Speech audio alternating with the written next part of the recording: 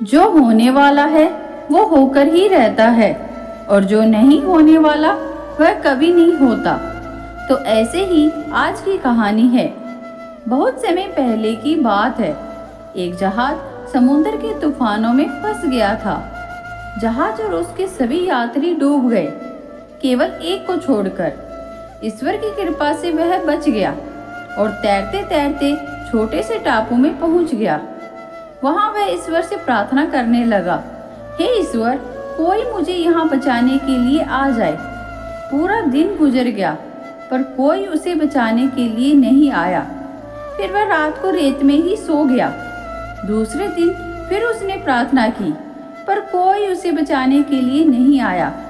इस तरह से दिन गुजरते गए। वह रोज प्रार्थना करता पर कोई मदद नहीं आई। कुछ दिनों के बाद वह हार मान चुका था।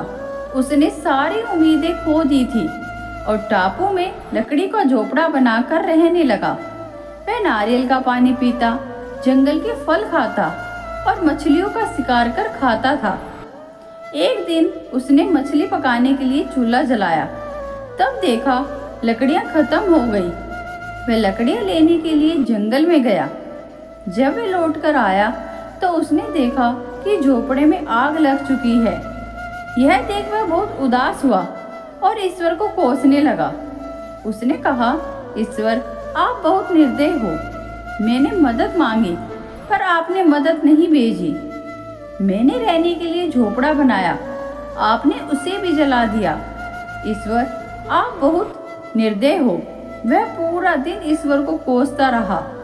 रात हो गई और वह रेत में ही सो गया। सवेरे जब उसकी नींद खुली तब उसने एक बड़े से जहाज को सामने पाया। उसे अपनी आंखों पर भरोसा नहीं हो रहा था कि कोई उसे बचाने के लिए आ गया है। वह जहाज में चढ़ा और जहाज चलने लगा। उत्सुकतावश उसने जहाज के कैप्टन से पूछा, आपको कैसे पता चला कि मैं इस सुनसान टापू पर फंसा हुआ हूँ? कैप्टन ने कहा, कल आपने ही तो फायर सिग्नल भेजा था। इस पर उस आदमी ने कहा, पर मैंने तो कोई फायर सिग्नल नहीं भेजा था। फिर उसे अपने जलते हुए झोपड़े की याद आई और वह समझ गया कि कैप्टन ने उसके जलते हुए झोपड़े को फायर सिग्नल समझ लिया है। उसे एहसास हुआ कि झोपड़े में आग लगना ईश्वर का ही प्लान था ताकि वह उस टापू से निकल सके। अब वह भगवान का शुक्रिया अदा करने लगा। तो दोस्तों, हम अपने सीमित बुद्धि से दुनिया देखते हैं और भगवान के प्लान को समझ नहीं पाते हैं। जब भी बुरा वक्त आता है हम ईश्वर को कोसने लगते हैं, जबकि हमें भगवान पर विश्वास रखकर अपने कर्म करते रहना चाहिए। जब भी बुरा वक्त आए तो हमेशा याद रखना, इसमें भी ईश्वर ने आपके लिए कुछ बेहतर सोच रखा है जो सही समय आने पर आपको पता चलेगा।